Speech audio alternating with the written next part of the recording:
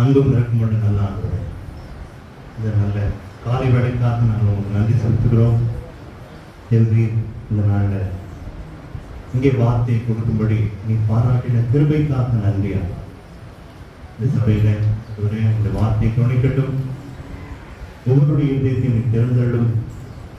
ஆமாண்டவரே, உணர்த்து வைக்கத்தக்கதான வார்த்தைகள், ஊன்ற கட்டக்கூடிய வார்த்தைகள் எல்லாவற்றையும் தந்த ஆசீர்வாதம் உம்முடைய நாமம் இதனை மகிமைப்படுத்தும். ஆண்டவரே, நீங்கள் விரோதமாக எழும்புகிற எந்த ஆயுதம் வாய்க்காதே கொடுக்கும்.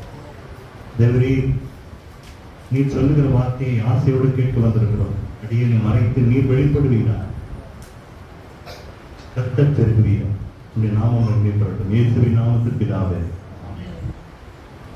ஹல்லேலூயா. எவ்வளவு பேர் சந்தோஷமா இருக்கீங்க? சந்தோஷமா இருக்கீங்கன்னு கேட்கும்போது ஆமென் சொன்னீங்கன்னு வச்சுங்களேன். சந்தோஷம் இல்லைன்னா கூட என்ன ஆயிரும்? வீட்டுக்கு சந்தோஷம் வந்துடும். இல்லாதவைகளை இருக்கிறவைகள் போல அழைக்கிறவர் தான் நம்ம ஆண்டவர். நாமளும் எப்படி இருக்கணும்? அப்படி அதே மாதிரிதான் நாமளும் இருக்கணும். நம்ம விசுவாசத்திற்கு என்று நம்ம எல்லாம் அழைத்திருக்கிறார். விசுவாசம் இல்லாமல் தேவனுக்கு பிரியமா இருப்பது முடியாது. விசுவாசம் தான் தேவனையும் நம்மையும் இணைக்கக்கூடிய ஒரு பாலம். கரெக்டா இல்லையா? யாரும் அங்கெல்லாம் பார்க்க கூடாது. எப்போதுமே ஒரு வார்த்தை கொடுக்கும்போது என்ன பண்ணணும்னா, வரம் கொடுக்குற மெசேஜ் தானே, வார்த்தைகள் அவங்க மாட்டம் பிரசங்கிக்கிட்டோம், நம்ம மாட்டம் கேட்டுட்டு போயிட்டே இருப்போம் அப்படிங்கிற எண்ணத்தோட நம்ம என்ன எப்படி இருக்கக்கூடாது? அந்த மாதிரியான மனப்பான்மையோடு வரும். பாஸ்டர் பேசினாலும் சரி, வேற ஒரு ஊழியக்காரர் வந்து பேசினாலும் சரி, அவர்கள் மூலமா யார் பேசுவார்? தேவன் உங்களுக்கு பேசுவார். கர்த்தர் இந்த சபைக்குன்னு வசனம் இனி வச்சிருப்பார். இந்த சபையை நம்ம ஆசீர்வதிக்கணும், இந்த ஜனங்களுக்கு தேவையான வார்த்தையை பேசணும் அப்படின்னு ஆண்டவர் ஆல்ரெடி பிளான் பண்ணி வச்சிருப்பார். அதனால நீங்க என்ன பண்ணணும்னா, மிகுந்த ஆர்வமா, எனக்காக ஏதாவது ஆண்டவர் பேச மாட்டாரா அப்படின்னு எப்படி வரணும்? ஆர்வமாய் வரணும். ஆண்டவர் மரியாள் மார்த்தாள் வீட்டுக்கு போகும்போது, மார்த்தாள் பற்பல வேலைகள் என்ன இருந்தாங்க, பிஸியா இருந்தாங்க. ஆனா மரியாள் மாத்திரம் எப்படி இருந்தாங்க? இயேசுடைய பாதத்தருகே உட்கார்ந்தாங்க. அவங்களுக்கு தேவையான வார்த்தைகளை யார் கொடுத்தா? ஆண்டவர் கொடுத்தார். நம்மை விட்டு எடுபடாத நல்ல பங்கை கர்த்தர் நமக்காக வைத்திருக்கிறார். நாமே காசு, பணம், மற்ற காரியங்கள், ஏழையா பணக்காரனா, அதெல்லாம் காரியமே கிடையாது. அதெல்லாம் காரியமே கிடையாது. கர்த்தர் ஒருத்தர் ஆசீர்வதிச்சார், நல்ல வளர்ந்து வருவாங்க. சிலர் வந்து பொருளாதாரத்தில் ஆண்டவர் ஆசீர்வதிக்காம இருக்கலாம். உங்க பாஸ்டர் எடுத்துக்கிட்டா ஒரு கோடீஸ்வரன் கிடையாது. அதனால அவர் ஆசீர்வதிக்கல அப்படின்னு சொல்ல முடியுமா? நிறைய வார்த்தைகளை கொடுத்திருப்பார். உங்களெல்லாம் நடத்தக்கூடிய ஒரு கிருபை ஆண்டவர் கொடுத்திருக்கிறார். இந்த கிராமத்தை குறித்த ஒரு பாரத்தை கொடுத்திருக்கிறார் இல்லையா? கரெக்டா இல்லையா? அதுக்கு நீங்க என்ன பண்ணணும்னா நன்றியோடு இருக்கணும். எப்படி இருக்கணும்? நன்றி உள்ளார். கர்த்தர் அதை எதிர்ப்பார். ஒரு நன்றி உள்ள இருதயம் உங்களுக்கெல்லாம் இருக்கணும். 10 பெற்றோர்களை ஆண்டவர்கிட்ட வந்தாங்க. ஆண்டவர் 10 பேரையும் சுகமாக்கினார். ஆண்டவர் சொன்னார், அது உதவன் மாத்திரம் தான் வந்து எனக்கு என்ன பண்ணா, மகிமையை ஆண்டவருக்கு செலுத்தினா அப்படின்னு பார்க்கணும். அந்த மாதிரி 9 பெற்றோர்கள் மாதிரியான மனப்பான்மையோடு நம்ம இருக்கவே கூடாது. இன்னைக்கு ஆண்டவர் இடத்துல ஏதாவது பேசுவார், என்னுடைய குடும்பத்துக்கு தேவையான வார்த்தையை பேசுவார், என்னுடைய ஆறுதலுக்கு தேவையான வார்த்தை பேசுவார் அப்படின்னு ஆவனோட காத்திருக்கும். நிறைய தடவை நான் பார்த்திருக்கிறேன். நான் ப்ரிப்பேர் பண்ண வர வார்த்தைகள் இல்லாம வேற வார்த்தைகளை கர்த்தர் என்னை ஏறி பேசும்படி பார்த்திருக்கிறேன். காரணம் என்ன சொல்லுங்க? காரணம் என்ன சொல்லுங்க? ஏன்னா ஜனங்கள் என்ன எதிர்பார்க்கிறாங்க, அவங்களுக்கு என்ன வேணுங்கிறது கர்த்தருக்கு தெரியும். நானும் பாஸ்டரோ இல்லை மற்ற ஊழியக்காரங்க எப்படி இருப்போம்னா, ஆண்டவரே இந்த ஜனங்களுக்கு என்ன வார்த்தை நீங்க கொடுக்க போறீங்க, எங்களை மறைச்சு நீங்க வெளிப்படுங்க அப்படின்னு நாங்க சொல்லுவோம். அப்போ அந்த வார்த்தைக்கு, அந்த ஜெபத்திற்கு கர்த்தர் என்ன பண்ணுவாரு, பதில் கொடுப்பார். உங்களுக்கு ஆண்டவர் ரொம்ப நேசிக்கிறார். எத்தனை பேர் ஆமென் சொல்றீங்க? எல்லாரும் கை வச்சு சொல்லுங்க, கர்த்தர் என்னை நேசிக்கிறார் சொல்லுங்க. ஏன் சொல்றேன்னா, நீங்க எதை அறிக்கைக்கிறீங்களோ அதை நீங்க விசுவாசிக்கிறீங்கன்னா, விசுவாசிக்காத விஷயத்தை நீங்க என்ன பண்ண மாட்டீங்க, வாயினால அறிக்கையே இட மாட்டீங்க. உங்களை கர்த்தர் நேசித்ததுனால தான் உங்களை கொண்டு வந்து இங்க உட்கார வச்சிருக்க. எல்லாரையும் அழகழகா படுத்திட்டு இருக்க. நீங்களும் அழகா இருக்கிறீங்க, ஒத்துக்குங்க, அழகா இருக்கிறீங்க. என்ன காரணம் சொல்லுங்க பார்க்கலாம், ஏன் அழகா இருக்கிறீங்க சொல்லுங்க பார்க்கலாம். தேவன் தன்னுடைய சாயலின்படி நம்ம எல்லாரையும் படைச்சு, அவருடைய சாயலின்படி படைச்சு, அவருக்கு முன்பாக எந்த பாரபட்சமே இல்லை. எத்தனை பேர் ஆமென் சொல்றீங்க? இந்த சகோதரர் ஒரு மாதிரியும் இந்த சகோதரி ஒரு மாதிரி எல்லாம் கர்த்தர் என்ன பண்ண மாட்டாரு, பார்க்க மாட்டாரு. மனுஷன் தான் என்ன பண்ணுவான், மனுஷனும். ஆனா தேவன் எதை பார்க்கிற, உங்க இருதயத்தை பார்த்துக்கிட்டே இருக்கிற. அவருடைய நோக்கம் எல்லாம் உங்களுடைய இருதயத்தில் என்ன ஓடுது, என்ன என்ன என்ன காரியம் ஓடிட்டு இருக்கு அப்படிங்கிறத பார்ப்பேன். நீங்க சபையில உட்கார்ந்துருக்கலாம், இந்த இருதயம் எங்க இருக்கும், வீட்டு கதவை போட்டோம்னா அதை இங்க வச்சோன்னா, ஒழுங்கா தான் பேசிட்டு வந்தோம்னா எல்லாத்தையும் நம்ம என்ன பண்ணோம், யோசிச்சுட்டே இருப்போம். அடுப்ப ஆஃப் பண்ணனா இது மாதிரி நிறைய சிந்தனை ஓடும், மண்டையில ஓடிக்கிட்டே இருக்கும். ஆனா இங்க வந்த பிறகு என்ன நினைக்கணும், நம்ம என்ன பண்ணணும் சொல்லுங்க பார்க்கலாம். ஆண்டவர் எனக்கு ஏதாவது பேச மாட்டாரா, மற்றவங்களை பார்க்க கூடாது. ஏன் சொல்லுங்க, மற்றவங்களை நீங்க எங்கேயும் பார்த்துட்டு இருக்க கூடாது. இவங்களுக்கு என்ன அவங்களுக்கு என்ன இதெல்லாம் கிடையாது. நாளைக்கு நியாயத்திற்குன்னு ஒன்று நிற்கும் போது ஒருத்தரையும் தனித்தனியா ஆண்டவர் நியாயம் இருப்பார். குடும்பத்துக்கு ஒருத்தர் வாங்கன்னு சொல்ல மாட்டார். எப்படி குடும்பத்துக்கு வாங்க, ஒவ்வொரு மனுஷனும் அவருடைய வாழ்க்கையை குறித்து கர்த்தர் நாளைக்கு என்ன பண்ணணும், கணக்கு போய்க்கணும். அதனால்தான் ஆண்டவர் சொன்னார், நான் பரிசுத்தராய் இருப்பது போல நீங்களும். நம்மள பரிசுத்தமா இருக்க சொல்ற காரணமே என்னன்னா, நம்ம ஆண்டவர் யாரு, பரிசுத்தமா இருக்கிறவர், அப்பழுக்கு இல்லாதவர். அவரிடத்துல எவ்வளவேனும் இருள் இல்லை. என்ன இல்லை, இருளே இல்லை. இன்னைக்கு நான் பேச வேண்டிய வசனம் நான் இன்னும் வரல, அந்த தலைப்புக்கே நான் வரல. நான் ரொம்ப நேரம் ஆண்டவர் பார்த்துட்டு உட்காந்து, ஆண்டவரே இந்த சபைக்கு என்று நீங்க என்ன வச்சிருக்கீங்க வார்த்தை, ரொம்ப நாள் கழிச்சு இந்த சபையில, அதுவும் பாஸ்டர் பாவம் என்ன ரொம்ப ஃபாலோ பண்ணி கூப்பிடுவார். எனக்கு சில நேரம் ரொம்ப குற்ற உணர்வா இருக்கும். காரணம் என்னன்னா, ஏதாவது வேலையில இருப்போம், இவர் போன் எடுக்க முடியாது. ஆனாலும் அவரு தலைக்காம பிரதரை கூப்பிடணும், அந்த ஒரு பாசத்துக்காகவே நான் வந்துடுவேன். நம்மளை நம்பி எங்க சபைக்கு வந்து ஒரு வார்த்தை கொடுங்க பிரதர்னு சொல்லும் போது அது நிஜமாவே எனக்கு சந்தோஷமா. ஆண்டவர் பார்த்துட்டு உட்கார்ந்த போது ஆண்டவர் சொன்ன வார்த்தை, தெளிவு உள்ளவனாய். என்னது தெளிவு? இன்னைக்கு நம்மளுடைய மைண்ட் என்னவா இல்லை, தெளிவா இல்லை. குட்டை கலங்கின மாதிரி, குட்டை கலங்கின மாதிரி, ஒரே குழப்பம், எதை என்ன பண்றதுன்னே புரியல. இவங்க ஒண்ணு சொல்றாங்க, அவங்க ஒண்ணு சொல்றாங்க, அரசியல்வாதிகள் ஒண்ணு சொல்றாங்க, காரியம் தாறுமாறா போகுது, உலகம் அழிவுன்றாங்க, ஆண்டவர் வராருன்றாங்க, கடன் பிரச்சனை, வீட்டுல சமாதானம் இல்லை, நிம்மதி இல்லை, எத்தனையோ விதங்கள் என்ன இல்லை, மனம் தெளிவு. தெளிவில்லாம ஆண்டவர்கிட்ட இருக்க முடியுமா? கர்த்தர்கிட்ட வந்தா என்ன ஆகும், தெளிந்து போயிடும். கர்த்தர் பயத்தின் ஆவியை தராமல், என்ன தரலையாவது, பயம் குழப்பம் இதெல்லாம் தரல.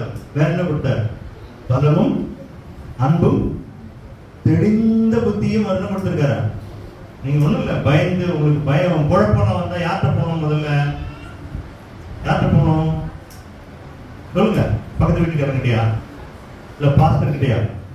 பாஸ்டர் போறது தப்பு எல்லாம் சொல்ல மாட்டேன், தப்புலாம் சொல்ல மாட்டேன், தாராளமா போகலாம்.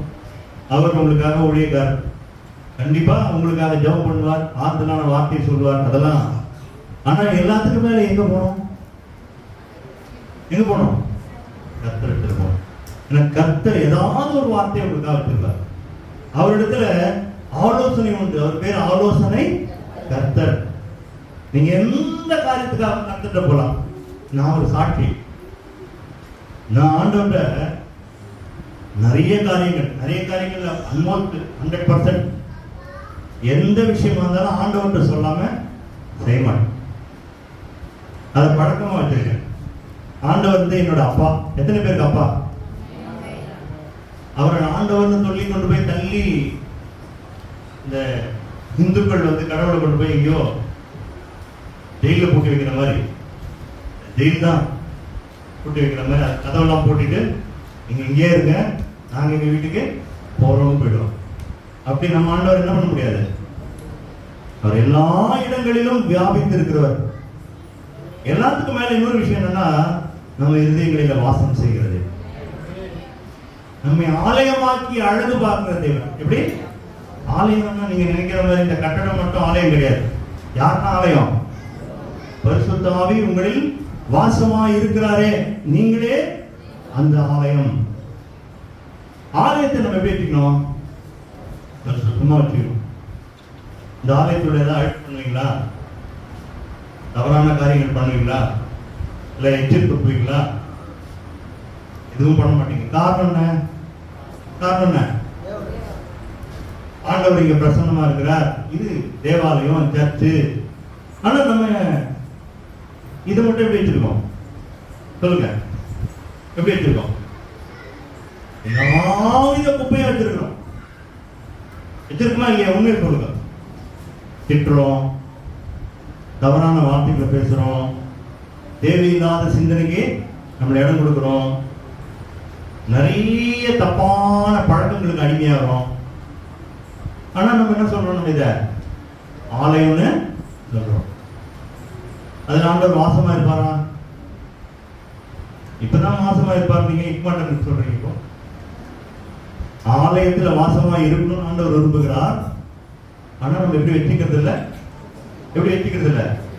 சுத்தமா வச்சுக்கிறது. இன்னைக்கு ஆண்டவர் சொல்ற விஷயம் என்னன்னா, தெளிவுள்ளவனா. நான் முதல்ல ஒரு வசனம் சொல்றேன், அதை நீங்க வாசிங்க. 1 பேதுரு 5வது அதிகாரம் 7, 8 வசனம் வாசிங்க.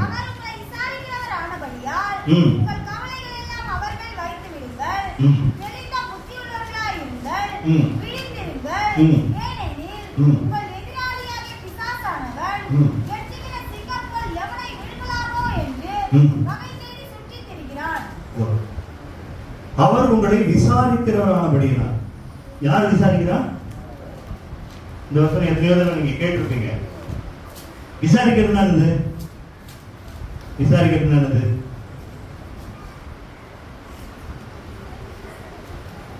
ஆண்டவர் நம்மள என்ன பண்றாருன்னா, விசாரிக்கிறாருன்னா மீனிங் என்னன்னா, என்னப்பா எப்படி இருக்க அப்படி கிடைக்கும், அது அப்படி எடுத்துக்கூடாது மீனிங். அவர் விசாரிக்கிறாருன்னா நம்மளை எப்பொழுதுமே கேர் எடுத்துக்கிறார். புரியுதா சொல்றது? நம்மளை எப்போதுமே கேர், நம்மளை எப்போதுமே அவர் வந்து பாதுகாக்கிறார், அக்கறையோடு இருக்கிறார் அர்த்தம். எப்படி? நம்ம மீது அக்கறையா இருக்கார். அவர் என்ன சொல்றாரா? அவர் உங்களை விசாரிக்கிறபடினா. நீங்க இப்போ உங்க வாழ்க்கையை அவருக்கு ஒப்பு கொடுத்துட்டீங்க. யாருக்கு ஒப்பு கொடுத்தீங்க? தேவனுக்கு உங்க வாழ்க்கையை ஒப்பு கொடுத்து. எத்தனை பேர் ஒப்பு கொடுத்துருக்கீங்க? கையை தூக்குங்க. நான் தேவனிடத்துல வாழ்க்கையை ஒப்பு கொடுத்துட்டேன். ஒப்பு கொடுத்தா? ஒப்பு கொடுத்துட்ட பிறகு இனி நான் வாழ்வது நான் அல்ல. யார் வாழ்றா? நம்ம தான் சொல்லணும், கிறிஸ்துவே எனக்குள்ள வாழ்ந்து கொண்டிருக்க. இப்போ ஆண்டவருடைய வாழ்க்கையை பொறுப்பெடுத்துட்ட. இன்னைக்கு நான் அனாதை கிடையாது. எத்தனை பேர் சொல்லுங்க அனாதை இல்லை? நான் அனாதை இல்லை. என்னை ஆண்டவர் திக்கற்றவனாய் விட மாட்டார். என்னை காப்பாத்துகிறதுக்கு ஒரு தேவன் உண்டு. கரெக்டா இல்லையா? என்னை விசாரிக்க, என்னை காப்பாற்ற, என்னை கேள்வி கேட்க, என்னுடைய தேவையை சந்திக்க, என்னை பராமரிக்க என்னோடு கூட வருகிற ஒரு தேவன் எனக்கு உண்டு. அதனால ஆண்டவர் என்னை விசாரிக்கிறபடினால நான் என்ன பண்ணக்கூடாது? என்னுடைய கவலையெல்லாம் அவர் மேல வச்சுட்டு திரும்பி எடுத்து வந்துடணும். அப்படித்தானே போட்டிருக்கீங்க. அவர் மீது கவலைகள் எல்லாம் வைத்து விடுங்கள், பிரேயர் முடிச்சுட்டு வரும்போது திரும்பி எடுத்து கொண்டு வந்து விடுங்கள். இப்படியே போட்டிருக்கு. அப்ப கவலையை வச்சுட்டு வந்துடணும். கவலையை வச்சுட்டு வந்த பிறகு என்ன பண்ணக்கூடாது? இது மாதிரி ஒரே பிரச்சனையா இருக்கு பிரதர், என்ன பண்றதுன்னு சொல்லக்கூடாது. அப்போ நீங்க என்ன பண்றீங்கன்னா உங்களுடைய அவிசுவாசத்தை காண்பிக்கிறீங்கன்னு அர்த்தம். என்னத்தை காண்பிக்கிறீங்க? பிரேயர் பண்றீங்க. பிரேயர் போய் ஆண்டவரே இந்த காரியத்தை உங்களுடைய கருத்துல ஒப்பு கொடுக்குறப்பா, நடத்துக்கப்பா, இந்த பிரச்சனையை சால்வ் பண்ணுங்கப்பா, எல்லாம் ஜெபிக்கிறீங்க இயேசுவின் நாமத்தில் பிதாவே சொல்லிட்டு பிரேயர் முடிச்சுட்டு வந்தவொடனே என்ன பண்றீங்க? பிரச்சனையா இருக்கு, என்ன பண்றதுன்னு சொல்றீங்களா இல்லையா? சொல்றீங்களா இல்லையா? அப்ப சொல்றீங்கன்னா என்ன அர்த்தம்? ஆண்டவருக்கு முன்னாடி ஒண்ணு சொல்றீங்க, வெளியே வந்த பிறகு என்ன பண்றீங்க? நம்பல. ஒரு 2 வசனம் ஒண்ணு இருக்கு. ஒண்ணு வந்து தேவனாலே கூடாத காரியம், அதுக்கு ஈக்குவலா இன்னொன்னு இருக்கு, விசுவாசிகளுக்கு எல்லாம் கூடும். இப்போ தேவனை விசுவாசிட்டீங்க, அவர் நம்மளதான் விசாரிக்கிறார் தெரிஞ்சு போச்சு. அப்போ அவர்கிட்ட போய் ஜெபிக்கிறீங்க, எல்லா விசுவாசத்தோடு மனசுல இருக்க எல்லா பாரத்தையும் என்ன பண்றீங்க? அவர்கிட்ட போய் ஒப்பு கொடுத்துட்டீங்க, ஒப்பிச்சுட்டீங்க, ஊத்திட்டீங்க. அப்புறம் என்ன பண்ணக்கூடாது? வெளியே வந்து என்ன பண்ணக்கூடாது? புலம்ப கூடாது. அண்ணான்னு ஒருத்தங்க இருந்தா, கேள்விப்பட்டிருக்கீங்களா? அண்ணாள் கேள்விப்பட்டிருக்கீங்களா? சாமுவேலோட அம்மா. அண்ணாள வந்து அண்ணாளுக்கு குழந்தை கிடையாது.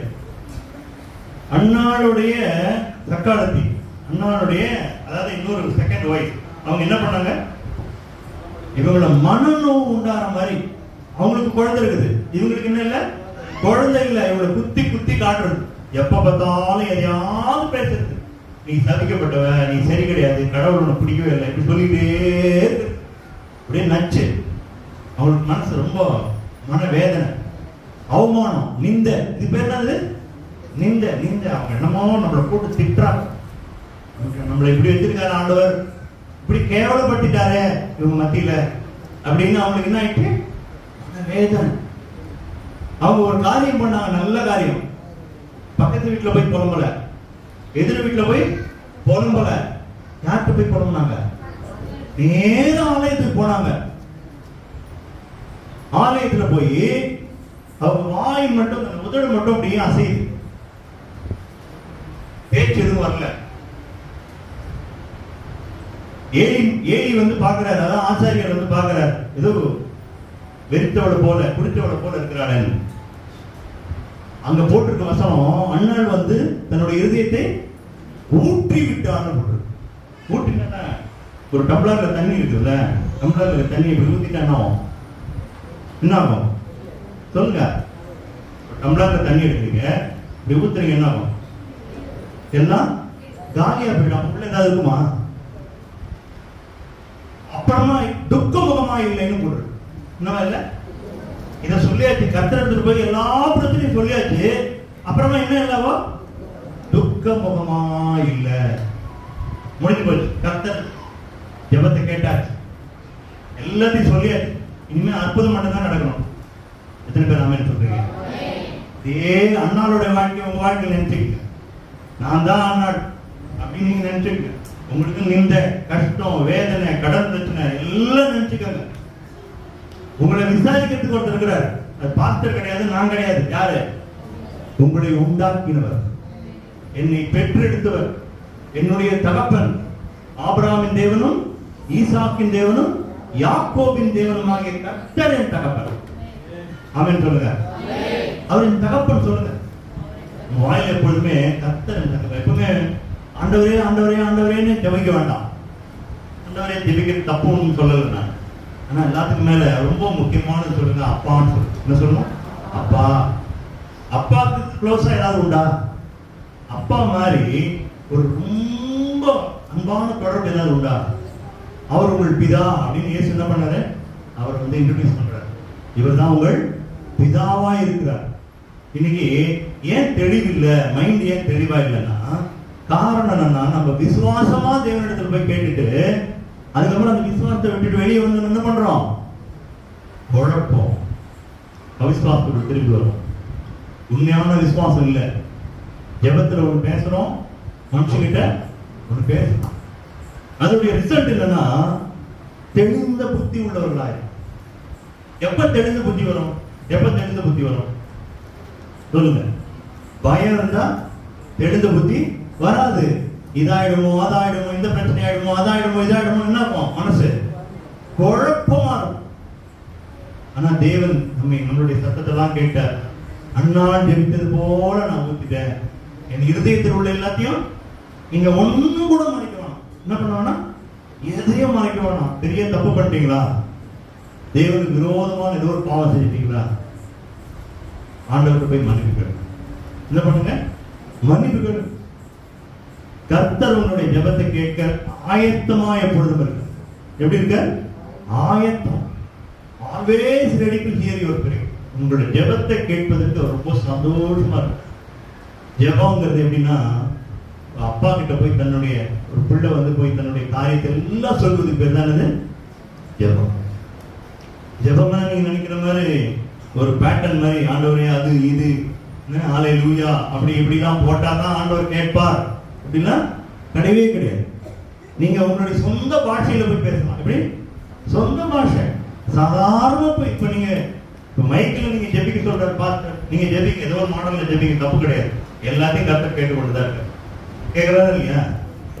நீங்க உங்க குடும்பத்துல உங்க தனிப்பட்ட ஜெபத்துல உங்க வீட்டுல போய் கதவை பூட்டிட்டு ஜெபிக்கிறீங்க, அப்பயும் ஆண்டவர் கேட்கதான் செய்யறாரு. நீ ஏன் ஆரம்பத்துல ஆமீன் போடல, ஏன் முடியும் போது ஆமீன் போடல இப்படிலாம் கேட்பாரா கர்த்தர்? ஏன் ஒரு 10 அல்லேலூயா போடல கேட்பாரா? கர்த்தர் நல்லவர். கர்த்தர் நம்முடைய ஜெபத்தை கேட்கிறார். நம்முடைய எல்லா குழப்பத்திலிருந்து நம்ம விடுதலையாக்குகிற தேவன். அவர் விடுதலையும் தேவன். யாரு? விடுதலை பண்றவர். நம்ம எல்லாம் விடுதலை பண்ணி எப்பொழுதும் ஃப்ரீடமா இருக்கணும். மைண்ட்ல எப்படி இருக்கணும்? ஃப்ரீடம். மைண்ட்ல ஒரு சுதந்திரம் இருக்கணும். மைண்ட்ல ஒரு குழப்பம் இருக்கக்கூடாது. நாளைக்கு என்ன ஆயிடுமோ, இப்படி என்ன ஆயிடுமோ, அப்படி என்ன ஆயிடுமோ. அப்படி இருக்கிறதுக்கு நம்ம இவர்கிட்ட வர வேண்டியதில்லை. யார்கிட்ட வர வேண்டியதில்லை? தேவனிடத்துல வர வேண்டிய அவசியம் இல்லை. அதனால நீங்க தெளிந்த புத்தி உள்ளவர்களாயுங்கள், விழித்திருங்கள். விழித்திருங்கள் என்னது? ராத்திரி பூரா தூங்காம இருக்குதா சொல்லுங்க. விழித்திருங்கன்னா ராத்திரி பூரா தூங்காம இருக்கிறது பேரா, இல்ல தூங்காமே இருந்தாலும் விழிக்கிறதா? விழிக்கிறது என்னது?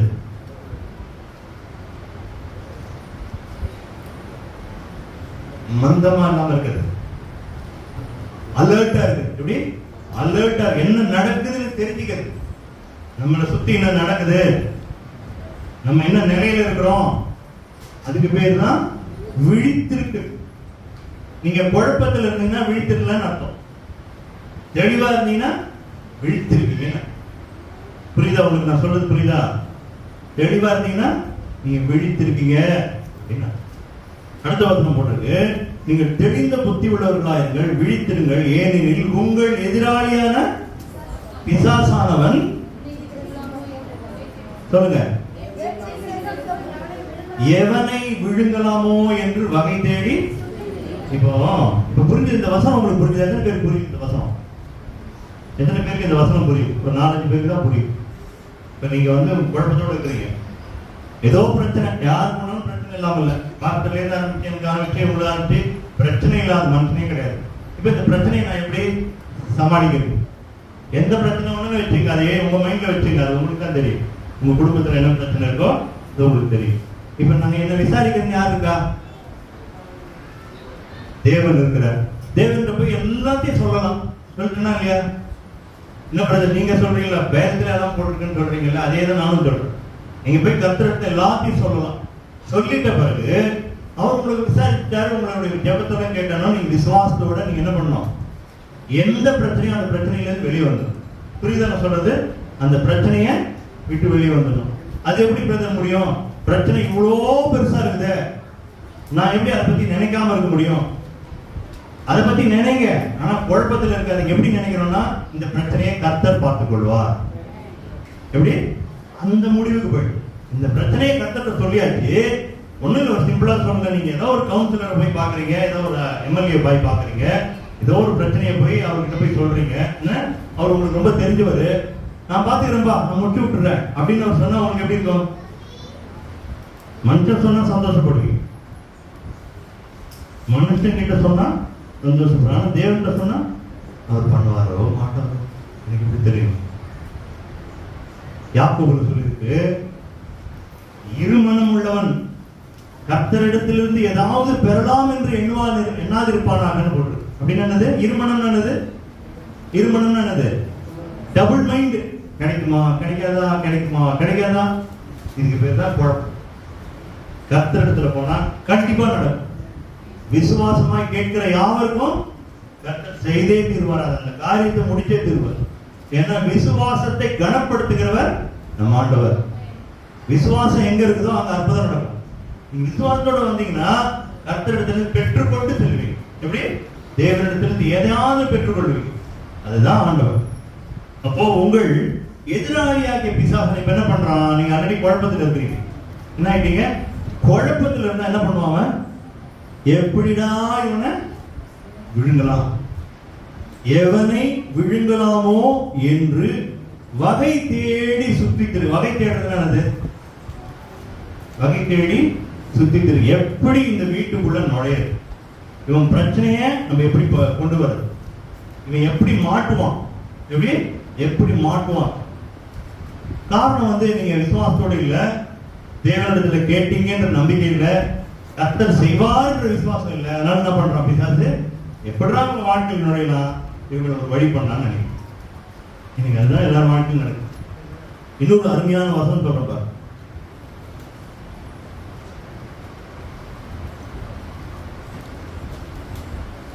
புத்தி தெளிந்திருக்கிற ஒரு விஷயத்துக்காக ஜெபிக்கிறேன். அதுக்காக ஒரு வசனம் எடுத்து சொல்றேன். லூக்கா எழுதின சுவிசேஷ புத்தகம் 15வது அதிகாரம். லூக்கா எழுதின சுவிசேஷ புத்தகம் 15வது அதிகாரம்.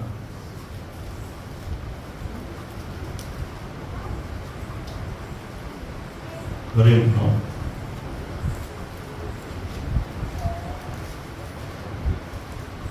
இதுல உங்களுக்கு கெட்ட குமாரனை பத்தி ஒரு கதை தெரியும், எல்லாருக்கும் தெரியும் நினைக்கிறேன்.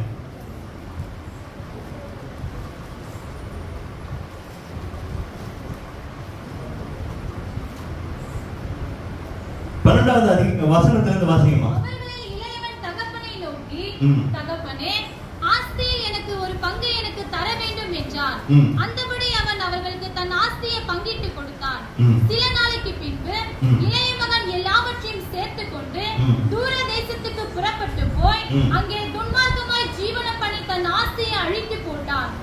எல்லாவற்றையும் அவன் செலவழித்த பின்பு அந்த தேசத்திலே கொடிய பஞ்சம் உண்டாயிற்று. அப்பொழுது அவன் குறைவுபட தொடங்கி அந்த தேசத்து குடிகளில் ஒருவனிடத்தில் போய் ஒட்டி கொண்டான். அந்த குடியானவன் அவனை தன் வயல்களிலே பன்றிகளை மேய்க்கும்படி அனுப்பினார். அப்பொழுது பன்றிகள் தின்கிற தவிட்டினால் தன் வயிற்றை நிரப்ப ஆசையா இருந்தான். ஒருவனும் அதை அவனுக்கு கொடுக்கவில்லை. அவனுக்கு புத்தி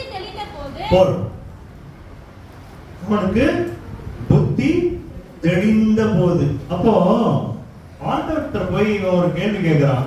அவங்க அப்பா கிட்ட போய் ஒரு விஷயம் சொல்றான். என்ன? உங்களுடைய ஆஸ்தியில எனக்கு பாதியை கொடுத்துருங்க. பாதி வாங்கிட்டானா இல்லையா? பாதி வாங்கியாச்சு. இப்ப என்ன பண்றான்? துன்மார்க்கமாய் அந்த எல்லா காசையும் காலி பண்ணியாச்சு. அவனுக்கு ஒரு கஷ்ட காலம் வருது, ஒரு பஞ்சம் ஒன்று வருது. பஞ்சத்துல அவன் வாழ்க்கை வீணா போய் அங்க ஒண்ணுமே கிடைக்காம அந்த தேசத்து குடிகளில் ஒரு மனிதத்தில் போய் ஒட்டி கொண்டான். அந்த குடியானவன் அவன் தன் வயல்களில் பன்றிகளை மேய்க்கும்படி அனுப்பினான். அப்பொழுது பன்றிகள் தின்கின்ற தவிட்டினாலே தன் வயிற்றை நிரப்ப ஆசையாயிருந்தான். ஒருவனும் அதை அவனுக்கு கொடுக்கவில்லை. அவனுக்கு புத்தி தெளிந்த போது. என்னன்னா, பன்றிக்கு தவிடு கிடைக்குதுங்க. யாருக்கு கிடைக்குது? பன்னிக்கு கிடைக்குது. யாருக்கு கிடைக்கல? இவனுக்கு கிடைக்கல. அட்லீஸ்ட் பண்ணிக்கிட்டேயாவது திருடி சாப்பிடலாம். பண்ணியை நவுத்திட்டு அப்ப நினைக்கிறான். என்ன நினைக்கிறான்? எங்க அப்பாவோட வீட்டுல வேலைக்காரங்களுக்கு கூட என்ன இருக்குது சொல்லுங்க? வேலைக்காரங்களுக்கு கூட சாப்பாடு இருக்குது, எனக்கோ சுத்தமா இல்லை. அப்பதான் என்ன ஆகுது? புத்தி தெரியுது. பாருங்க, தன் வயிற்று நிரப்ப ஆசையா ஒருவனும் அதை அவனுக்கு தரவில்லை. அவனுக்கு புத்தி தெளிந்த போது அவன் என் தகப்பனுடைய கூலிக்காரர் எத்தனையோ பேருக்கு பூர்த்தியான சாப்பாடு. யாரு கூலிக்காரர் சொல்லுங்க, கரெக்டா சொல்லுங்க பாருங்க. நீங்க கூலிக்காரர்னு போட்டிருக்கல, யாரு கூலிக்காரர்? சரி, வேலையாட்கள் ரைட், அதுதான் நான் சொன்ன பொருள் போயிட்டு. தகப்பன் யாரு? இந்த தகப்பன் போட்டது யாரு சொல்லுங்க. இங்க இயேசுவானவர் தகப்பன் சொல்றது யார சொல்றது?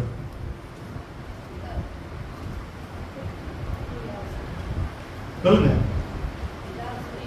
பிதா. யார் நீங்க சொல்றீங்களா? யார் சொன்னது? பிதாவை ஆண்டவர் சொல்றாரு. தகப்பன்றது வேற யாரும் இல்லை. யாரு? அந்த கெட்ட குமாரன் யாரு? நம்ம தான். அந்த கெட்ட குமாரன் நிலைமை தான் நம்ம நிலைமை. நம்ம போய் நம்ம என்ன பண்ணிட்டோம்? ஆண்டவரே நீ ஆசீர்வதி. இந்த இவனும் அதே கதை தான் கேட்டிருக்கோம். ஆண்டவரே என்ன ஆசீர்வதி. ஆண்டவர்கிட்ட போய் ஆண்டவரே சித்தமானது என் வாழ்க்கையில் நடக்கட்டும் ஆண்டவர் சொன்னா நல்லது நடந்துருக்கும். எனக்கு இதை கொடுங்க ஆண்டவரே, அதை கொடுங்க ஆண்டவரே, இந்த வீடு வேணும் ஆண்டவரே, அது வேணும் ஆண்டவர், இது வேணும் ஆண்டவரேன்னு கேட்டா தொந்தரவு பண்ண ஆண்டவர் என்ன பண்ணிட்டாரு? கூப்பிட்டாரு. ஆசீர்வாதம் வந்துருச்சு. இந்த குமாரனுக்கு ஆசீர்வாதம் வந்தவொன்னு என்னாச்சு? என்னாச்சு?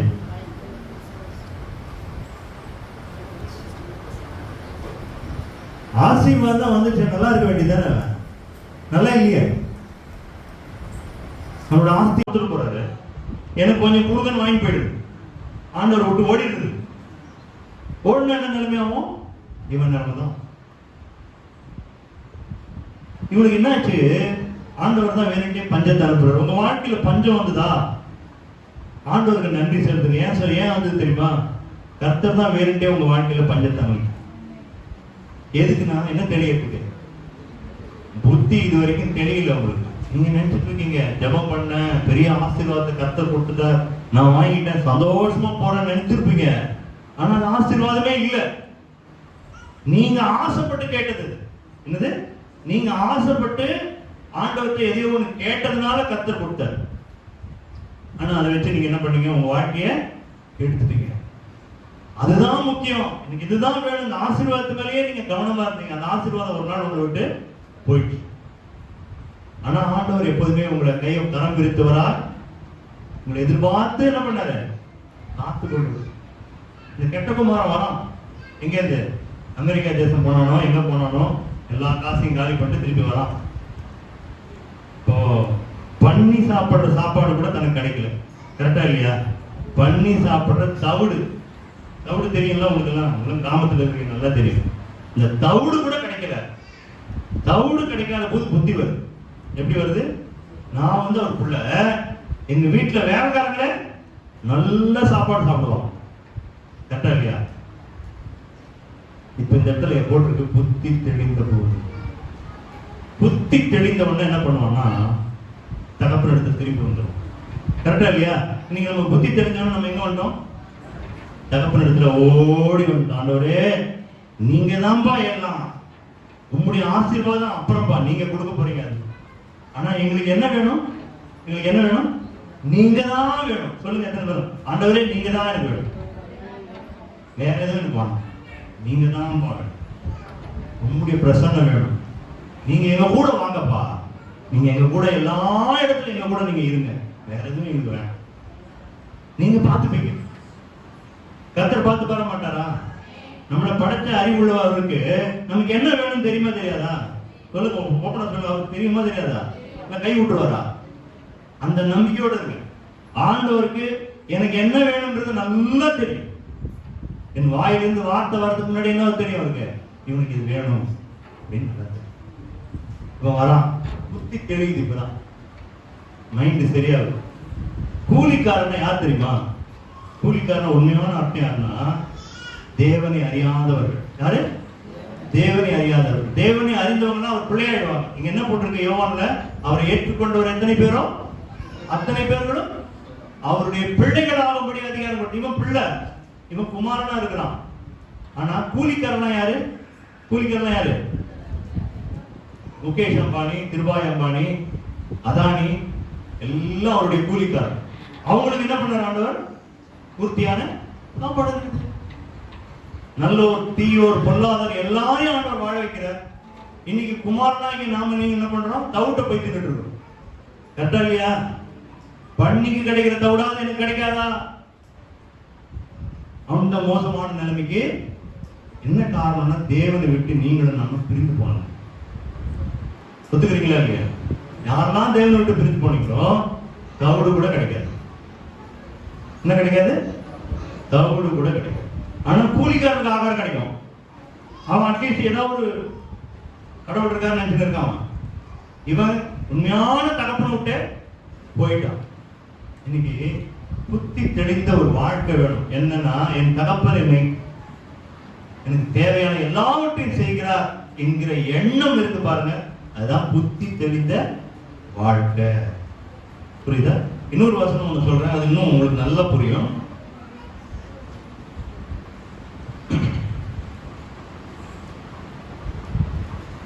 லூக்கா எழுதின சுவிசேஷம் 8வது அதிகாரம் 35வது வசனம் வாசிங்க.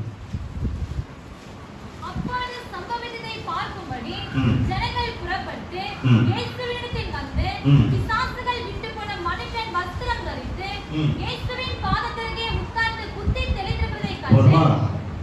இயேசுவின் பாதத்தருகே வந்துட்டீங்கன்னா என்ன ஆயிடும்? உங்களுக்கு புத்தி தெளிஞ்சு போயிடும். அவ்வளவுதான், முடிஞ்சு போயிடும். அது வரைக்கும் என்ன இருந்தாங்க, அவனை பத்தி உங்களுக்கு அந்த கதை தெரியும். அவன் வந்து பிசாசு பிடிச்சிருந்தவன். இயேசுவோட அங்க போனார். அவனுடைய பிசாசு எல்லாம் துரத்தின பிறகு என்ன ஆச்சு? அவனுக்கு புத்தி தெளிஞ்சு போச்சு. இயேசுவின் பாதத்தருகே என்னைக்கு உட்கார்ந்தீங்களோ அன்னைக்கு உங்களுக்கு என்ன ஆயிடும்? புத்தி தெளிந்து போயிடும். புத்தி தெளிந்து போயிடும். எது வேணும் எது வேணான்றது நமக்கு அறிவு வந்துடும். கர்த்தரிடத்துல போய் கேட்டா கிடைக்கும். நம்ம வாழ்க்கை மாறும். அது என்ன வேணாலும் இருக்கட்டும். வெறும் பொருளாதாரம் மாத்திரம் இல்லை. ஆண்டவரே எனக்கு ஞானம் இல்லை. என்ன இல்லை? ஞானம் இல்லை. எனக்கு இந்த காரியத்தை எப்படி செய்யணும்னு தெரியல. எனக்கு ஆலோசனை கொடுங்க ஆண்டவர். எனக்கு தேவையான அந்த ஆலோசனையை நீங்க தாங்க எப்படி செய்யணும்னு எனக்கு தெரியும். இப்படி கேட்டா ஆண்டவர் தருவார மாட்டாரா? ஒருவன் ஞானத்தில் குறைவுள்ளவனாய் இருந்தால் அவர் சம்பூர்ணமாய் கொடுக்கிறவரும் ஒருவரையும் கடிந்து கொள்ளாதவருமாகிய தேவனிடத்தில் கேட்க கடவன். யார் ஞானத்தை கேட்டிருக்கீங்க? நீங்க யாராவது ஜெபத்துல ஞானத்தை போய் கேட்ட ஆண்டவர்கிட்ட கை தூக்க பார்க்கலாம். அப்போ நிறைய வேலையில நம்ம வெறும் இந்த கெட்ட குமாரன் மாதிரி ஆசீர்வாதத்தை கேட்டு எந்த பிரயோஜனமும் கிடையாது. நிறைய நேரங்கள்ல ஆசீர்வாதம் வேலை செய்யாது. நிறைய வேலைகள்ல கர்த்தருடைய ஞானம் தான் வேலை செய்யும். நிறைய நேரங்களில் எவ்வளவு கொரோனா பீரியட்ல எவ்வளவு காசு வச்சிருந்தவங்க என்ன பண்ணிருந்தா தெரியுமா? கியூல தான் நின்றுட்டு இருந்தா அந்த மருந்து கிடைக்குமா? தெரியுமா தெரியாதா? எத்தனையோ உக்ரைன் சொல்றேன் பாருங்க, துருக்கி நாட்டுல ஒரு பெரிய பூகம்பம் வந்து எத்தனை பேருக்கு தெரியும்? துருக்கி நாட்டுல பெரிய பூகம்பம் 17 செகண்ட் தான். எவ்வளவு? 17 செகண்ட் தான் வந்தது. எவ்வளவு பெரிய கோடீஸ்வரன் என்னன்னா ரோட்டுக்கு வந்தாச்சு. ஒரு வீடு கிடையாது, ஒண்ணுமே கிடையாது, எல்லாம் மண்ணோட மண்ணாகி போச்சு. இவன் மட்டும் தப்பிச்சுட்டான். இன்னும் இல்ல, காசு இல்ல, எதுவும் இல்ல, சாப்பாடு இல்ல, செல்போன் கிடையாது, ஒண்ணும் கிடையாது. இன்னைக்கு பர்ஸ் இல்லைன்னா செல்போன் தூக்கிட்டு போறோம். எதுக்கு போறோம் சொல்லுங்க? கூகுள் பேல பே பண்ணிக்கலாம். சொல்ற போறோமா இல்லையா? எதுவுமே கிடையாது உங்கள்கிட்ட. என்ன பண்ணுவீங்க? கையும் காலும் மட்டும்தான் இருக்கு. கர்த்தர் இருக்காரு. என்ன இருக்குது? கை காலு இருக்குது, கர்த்தர் இருக்கிறார். அவன் என்ன பண்ணான்? கியூல நிக்கிறான். கவர்மெண்ட்ல சாப்பாடு போடுறாங்க. யாரு? கோடீஸ்வரர். இன்னைக்கு நீங்க ஆசீர்வாதத்தை போய் கேட்கறது நான் தவறுன்னு சொல்ல மாட்டேன். கர்த்தர் அவனுக்கு கொடுப்பாரு. ஆனா சாலமோன் கேட்ட மாதிரி ஞானத்தை போய் கேட்கணும். என்ன கேட்கணும்? ஆண்டவரே எனக்கு ஞானம் வேணும், ஞானம் வேணும். என்னிடத்துல ஒருத்தன் வந்து கேள்வி கேட்டா நான் பதில் சொல்ல தெரியணும். இது ஒரு பிரச்சனை வந்துன்னா சமாளிக்கிற அறிவு வேணும். அதுதான் எனக்கு முக்கியமா வேணும். மீதியெல்லாம் கர்த்தர் கூட கொடுப்பார். என்ன கொடுப்பார்? கூட கொடுப்பார்.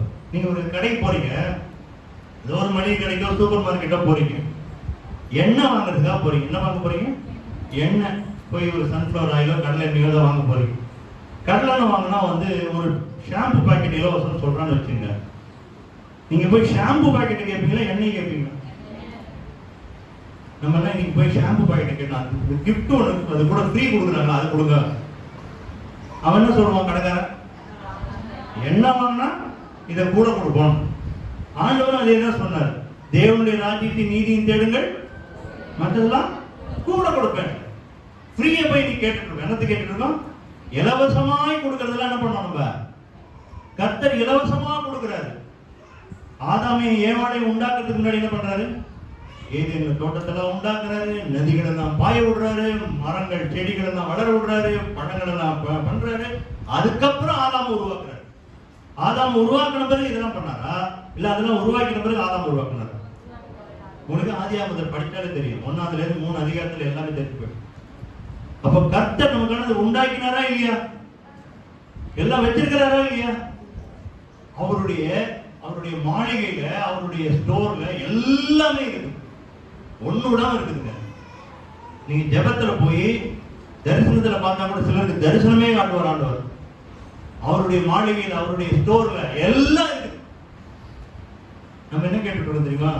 சின்ன சொப்பு, சின்ன விளையாட்டு பொருள், டாய்ஸ். ஆனா அங்க என்னதான் இருக்குது?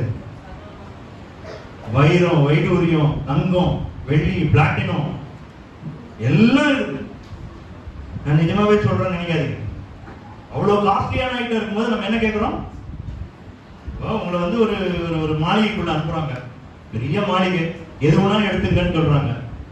அங்க எல்லாம் காஸ்ட்லியான ஐட்டத்துல ஆரம்பிச்சு ரொம்ப சீப்பான மண்ணுல செஞ்ச டாய்ஸ் கூட இருக்கு. நீங்க உள்ள போனீங்கன்னா எதை எடுத்துன்னு வருவீங்க? இன்னும் சொல்லுங்க. இன்னொருமே நல்லா இருக்கலாம் நினைக்காது. உள்ள போனா எடுத்துட்டு வருவீங்க. காஸ்ட்லியா இருக்கு, எடுப்பீங்களா இல்லையா? ஞானம் தானே. ஆண்டவரே சொல்றாரு, போய் என்ன வேணுமோ எடுத்துக்கோன்றாரு. அப்ப காஸ்ட்லியான எடுப்பீங்களா மாட்டீங்களா? கண்டிப்பா எடுப்போம். நானும் அந்த கூட எடுப்பேன். நான் போய் சொல்ல மாட்டேன். என்ன போய் எடுத்து ஆண்டவரே போய் எடுத்துக்கொண்டாரு. இன்னைக்கு நம்ம என்ன பண்றோம்? அந்த கூட இலவசம். இந்த சொத்துல பாதி கொடுங்க. என்னது? சொத்துல பாதி கொடுங்க. உங்களுடைய ஆசீர்வாதம் தான் எனக்கு வேணும் ஆண்டவரே. இவன் நிலைமை தான். யார் நிலைமை? தவிடு கூட கிடைக்காதவன் நிலைமை தான்.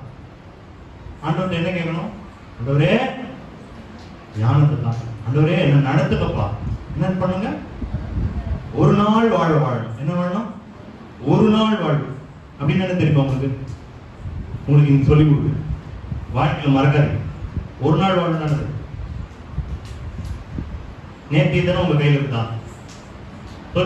புரிஞ்சிடும். நேற்றைய தினம் உங்கள்கிட்ட இருக்குதா? நாளைய தினம், இன்றைய தினம் இருக்குதா? இருக்கா இல்லையா? அதே சொல்லுங்க. இருக்கு. இன்னைக்கு உயிரோடு இருக்கிறீங்களா? ஆண்டவர் உங்களை உயிரோடு வச்சிருக்கிறாரா? சுகப்பேல ஆரோக்கியம் கொடுத்திருக்கிறாரா? சபையில வந்து உங்களை ஆராதிக்க வச்சிருக்கிறாரா? பேச வச்சிருக்காரா?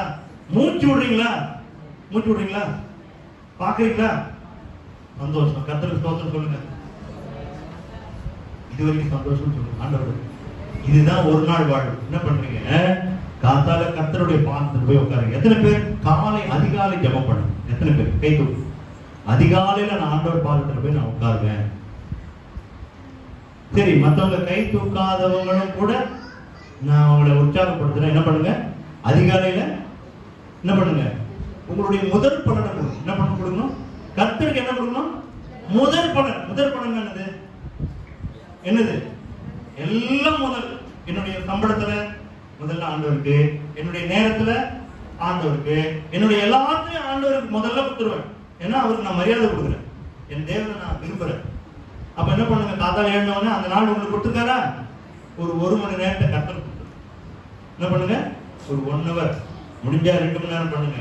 இல்ல முடியாதவங்க ஒரு 1/2 மணி நேரம் பண்ணுங்க. ஆனா என்ன கொடுங்க? கர்த்தர் இடத்துல போய் உட்கார்ந்துருங்க. ஒண்ணும் வேணாம், போய் உட்கார்ந்துருங்க. என்ன பண்ணுங்க? முதல் வேலை நன்றி மாத்திரம் சொல்லுங்க. என்ன சொல்லணும்? ஆண்டவரே ஸ்தோத்திரம் மாத்திரம் சொல்லுங்க. எதுக்கு ஸ்தோத்திரம் சொல்லணும்?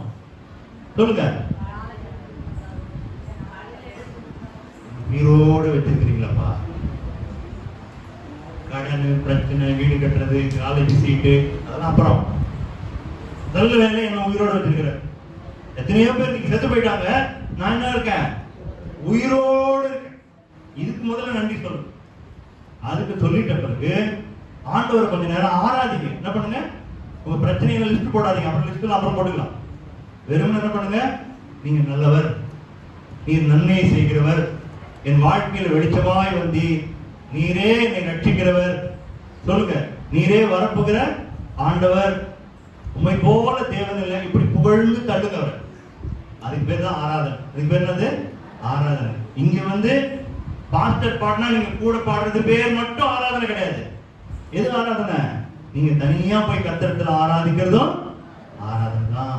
அந்த ஆராதனையும் ஆண்டவர் என்ன பண்ணுவாரு? விரும்பி கேட்பார். அவருடைய சமூகத்துல சுகந்த வாசனையா வரும். எப்படி இருக்கும்? சுகந்த வாசனை. அது ரொம்ப பிடிக்கும் அந்த ஸ்மெல். கர்த்தர் அந்த உங்க ஆராதனையை ஏற்றுவார்.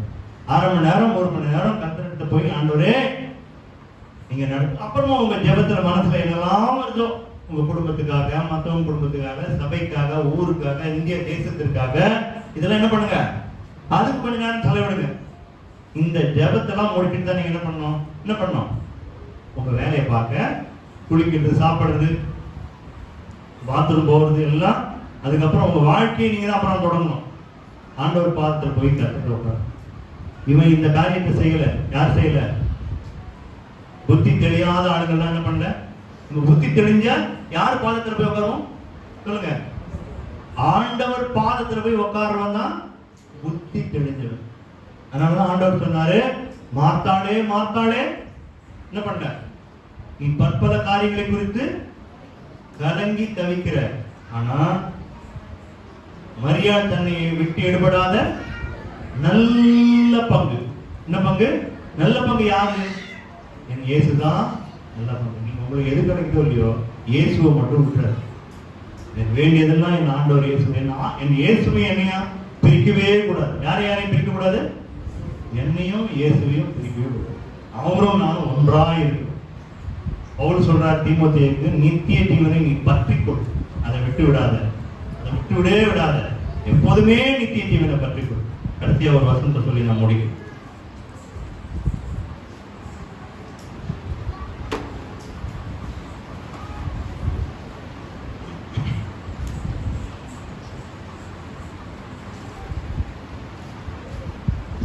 ஒன்னு தெசலோனிக்கேயர் 5வது அதிகாரத்திலிருந்து 6-8 வரைக்கும்.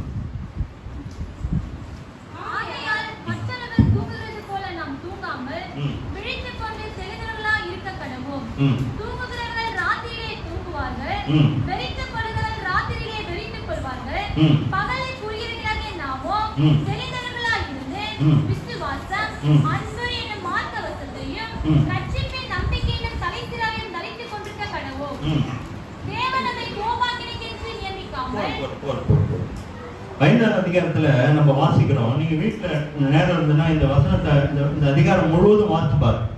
சகோதரரே, இவைகள் நடக்கும் காலங்களை சமயங்களை குறித்து உங்களுக்கு எழுத வேண்டுவதில்லை. இரவில் திருடன் வருகிற விதமாய் கர்த்தருடைய நாள் வரும் என்று நீங்கள் நன்றாய் அறிந்திருக்கிறீர்களே. சமாதானமும் சௌக்கியமும் உண்டென்று அவர்கள் சொல்லும் போது கர்ப்பவதியானவர்களுக்கு வேதனை வருகிறது போல அழிவு சடுதியாய் அவர்கள் மேல் வரும். அவர்கள் தப்பி போவதில்லை. சகோதரரே, அந்த நாள் திருடனை போல் உங்களை பிடித்துக் கொள்ளத்தக்கதாய் நீங்கள் அந்தகாரத்தில் இருக்கிறவர்கள் அல்லவே. நீங்கள் எல்லாரும் வெளிச்சத்தின் பிள்ளைகளும் பகலின் பிள்ளைகளுமாய் இருக்கிறீர்கள். நாம் இரவுக்கும் இருளுக்கும் உள்ளானவர்கள் அல்லவே. ஆகையால், எதனால இந்த ஆகையால்ங்கிறதுக்காக இந்த 5 வசனத்தை நான் வாசிக்காங்க. எதனால நம்ம ஆண்டவர் சொல்றாரு, நீங்கள்லாம் வெளிச்சத்தின் பிள்ளைகளும் பகலின் பிள்ளைகளுமாய் இருக்கிறீர்கள். அதனால நம்ம என்ன பண்ணுவோம்? மற்றவர்கள் தூங்குகிறது போல நாங்கள் தூங்காமல் விழித்துக் கொண்டு தெளிந்தவர்களா இருக்கும். ஏன்னா கர்த்தர் வருகிற நேரம் ரொம்ப சமீபமா இருக்குது. ஆண்டவர் நம்ம எல்லாம் பார்க்கறதுக்காக வர்றார், நம்மளை எல்லாம் கூட்டிக் கொண்டு போவதற்காக வருகிறார். நம்ம குழப்பத்தோடும் நிதானம் இல்லாமலும் தேவையில்லாததை ஆண்டவர்கிட்ட கேட்டுக்கொண்டும் இந்த உலகத்தை பார்த்து காப்பி அடித்துக் கொண்டும் வாழாதபடிக்கு தெளிந்த புத்தி உள்ளவர்களாய் கர்த்தர் எதற்காக நம்ம நியமித்தாரோ, எதற்கு நம்மை படைத்தாரோ அந்த காரியத்துக்கு நம்ம என்ன பண்ணோம்? சொல்லுங்க. நம்மள எல்லாம் சாட்சியா வச்சிருக்காரு. எத்தனை பேர் ஆமென் சொல்லுவீங்க? சாட்சியா வச்சிருக்காரு இல்லையா? நீங்கள் எனக்கு சாட்சிகளாய் இருங்கள் அப்படின்னு என்ன அர்த்தம்? உங்களை பார்க்கிறவர்கள் யாரை பார்க்கணும்? இன்னைக்கு கிறிஸ்தவர்களினால தேவனுடைய நாமம் புறஜாதி மத்தியில தூஷிக்கப்படும். தெரியுமா தெரியாது? கிறிஸ்தவன் கேட்டாலே, பேரை கேட்டாலே அவங்க மட்டமானவங்கன்ற அளவுக்கு கெட்ட பேரு. அதனால யார் பேர் கெட்டு போகுது? யார் பேர் கெட்டு போகுது? தேவனுடைய நாமம் தூஷிக்கப்படும். நாம அப்படி இருக்கக்கூடாது. நம்முடைய செய்கைகள், நடக்கைகள், நம்முடைய வாழ்க்கை. மற்றவன் லஞ்சம் வாங்கினா வாங்கிட்டு போட்டோம். நீங்களும் நான் என்ன பண்ணக்கூடாது? லஞ்சம் வாங்கக்கூடாது. மற்றவன் ஊழல் பண்ணா பண்ணிட்டு போட்டோம். நம்ம என்ன பண்ணக்கூடாது? ஆபீஸ்ல திருட்டு கணக்கு எழுதக்கூடாது. என்ன கணக்கு? திருட்டு கணக்கு. பொய் சொல்லக்கூடாது. பொய் சாட்சி சொல்லக்கூடாது. பொய் சாட்சி என்னது? அவன் செய்யாத தப்ப செஞ்சாலும் நம்ம பொய் சொல்லணும். பொய் சாட்சி சொல்லக்கூடாது. நேர்மையா இருக்கணும். நம்மளால முடிஞ்ச வரைக்கும் உதவி செய்யணும். என்ன செய்யணும்? சுயநலமா வாழக்கூடாது. என்ன வாழக்கூடாது? கிறிஸ்தவர்கள் என்னாலே சுயநலமா வாழக்கூடாது. இதெல்லாம் தான் தெரிந்தவர்களா இருக்கு. இஷ்டத்துக்கு வாழறது பேர் தெரிஞ்சவங்க கிடையாது. இயேசுவை போல வாழறவங்க தான் தெளிந்த புத்தி உள்ளவர். கர்த்தர் அதற்காகவே நம்ம எல்லாம் அழைத்திருக்கிறார். எல்லாம் எழுந்து நின்று நம்ம கர்த்தரிடத்துல கேட்ட வார்த்தைக்காக நன்றி செலுத்தி நம்ம சின்ன ஒரு ஜெபம் பண்ணுவோம். ஆண்டவரிடத்துல உங்களை ஒப்பு கொடுங்க. கர்த்தர் சொன்ன வார்த்தையை ஏற்றுக்கொண்டு எப்படி மரியாள் நல்ல பங்கை தெரிந்து கொண்டாலும் ஆண்டவர் எனக்காக ஞாபகம் செய்திருக்கிறார். என்னை விசாரிக்கிற தேவன் ஒருவர் உண்டு. அவர் என்னை கைவிடுகிறதில்லை. என் மேல மனதுருகிற கர்த்தர், என் மேல இரக்கமாய் இருக்கிறவர், என்னுடைய காரியங்களை பார்க்கிறவர், உள்ளிந்திரியங்கள் எல்லாம் அறிந்திருக்கிறவர், நன்மையை செய்கிறவர், நம்மோடு கூட இருக்கிறவர், நம்மை நித்திய ஜீவன் வரையிலும் அழைத்துக் கொண்டு செல்கிறவர், நம் மத்தியிலே உலாவுகிற நல்ல தேவன் நம்ம உண்டு. அதனால நம்ம என்ன சொல்றோம்னா, ஆண்டவர்கிட்ட நம்ம ஜெபிப்போம். ஆண்டவர்கிட்ட தேவனே அப்பா உங்களுடைய கருத்துல ஒப்பு கொடுக்குறாங்க. இந்த சபைக்காக ஒரு நல்ல வார்த்தையை கொடுத்தீங்க. நாங்கள் தெளிந்த புத்தி உள்ளவர்களாக இருக்க வேண்டும் என்பதே உங்களுடைய சித்தமாயிருக்கிறாங்க. உங்களுடைய பாதத்திற்கே அந்த பிசாசு பிடித்திருந்தவன் தெளிந்து உட்கார்ந்து இருக்கிறான் என்ற வார்த்தையை கேட்கும் போது எவ்வளவு சந்தோஷமா இருக்கிறது. அவன் ஒரு காலத்துல கற்களினாலே தன்னுடைய தோலை கிழித்துக் கொண்டவனாய், மற்றவர்களுக்கு முன்பாக ஏளனமாய் பேசப்படுகிறவனாய், அநேகரை தூஷிக்கிறவனாய், அசுத்தவானாய், எல்லாரும் அவனை சங்கிலினால கட்டி ஒரு மனுஷனுக்கு உண்டான ஒரு தகுதியே இல்லாம ஒரு நாயை போல ஒரு மிருகத்தை போல நடத்துறவன இயேசுவானவர் அங்க வந்தார். எங்கள் தேவன் அங்க வந்த போது என்ன ஆச்சுன்னா, கர்த்தர் அந்த மகனை பரிபூர்ணமாய் விடுதலை ஆக்கணும். இன்றைக்கும் இந்த சபையில் இருக்கிற எல்லோரையும் ஆண்டவர் விடுதலை ஆக்கணும். தேவரே இந்த சபையை நீர் விடுவிக்கிறீரப்பா, விடுவிக்கிறீர். இந்த மந்த தன்மையிலிருந்து, பிசாசின் பிடியிலிருந்து நீங்கள் உலகத்திற்கு ஒத்த வேஷம் தெரியாதபடி என்று வேதத்தில் போட்டிருக்காண்டவரே. உலகத்தை பார்த்து நாங்கள் காப்பி அடிக்க வேண்டாம். உலகத்து மக்கள் எங்களை பார்த்து காப்பி அடிக்கிறோம். எங்களுடைய செய்கைகளை அவர்கள் பார்க்கட்டும் ஆண்டவரே. எங்களுடைய நேர்மை, சத்தியம், பரிசுத்தம் எல்லாத்தையும் அவங்க பார்க்கட்டும். உண்மையை எல்லாம் பார்க்கட்டும் ஆண்டவரே.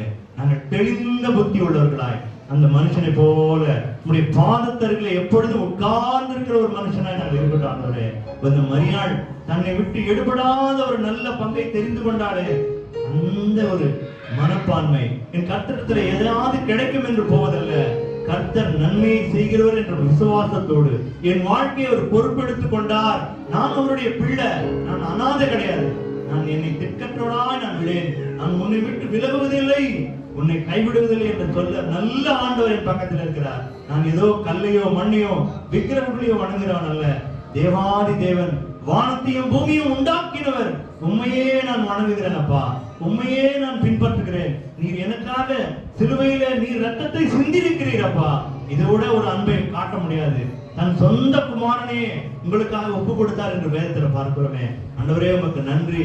இங்க ஏற்றுக்கொண்ட இப்ப வந்து ஆண்டவர் இருதயத்துல ஆண்டவர் என்னோடு தான் பேசியிருக்கிறார், இன்னைக்கு எனக்காக தான் பேசியிருக்கிறார் என்று சொல்லி தங்கள் இருதயத்துல சந்தோஷமாய் உங்களுடைய வார்த்தைகளை ஏற்றுக்கொண்ட ஒவ்வொரு பிள்ளைகளையும் நீர் ஆசீர்வதிப்பீராக. ஒவ்வொரு பிள்ளைகளின் தேவைகளை நீர் சந்திப்பீராக ஆண்டவரே. ஒவ்வொரு பிள்ளைகளும் உமக்கு கண்மணி போல் ஆண்டவரே நான் என் உள்ளங்கைகளிலே வரைந்து வைத்திருக்கிறேன் என்று சொன்னீரே ஆண்டவரே. இங்க வந்திருக்கிற ஒருவரும் விட்டு போக கூடாதுப்பா. அவர்கள் தேவையாவையும் தேவன் சந்திப்பீராக. அது உங்களுக்கு லேசான காரியம் ஆண்டவரே. ஆண்டவரே உமக்கு உங்களுடைய கருத்துல எங்களை எல்லாரையும் ஒப்புக் கொடுக்கிறோம். அருமையான பாஸ்டர், இங்க இருக்கிற ஒவ்வொரு ஊழியக்காரர்கள் எல்லாரையும் ஒப்புக் கொடுக்கிறோம் ஆண்டவரே. நீர் நடத்தும் இந்த சபையை நீர் பெருக பண்ணும், உமக்குள்ளாய் வளரச் செய்யும். பரிசுத்த வாழ்க்கையில் அவர்கள் வளரட்டும் ஆண்டவரே. உங்களுடைய நாமம் மகிமைப்படட்டும். எல்லா துதி கன மகிமையெல்லாம் உங்க ஒருவருக்கே செலுத்துகிறோம். இயேசு கிறிஸ்துவின் நாமத்தில் ஜெபிக்கிறோம் நல்ல பிதாவே. ஆமென்.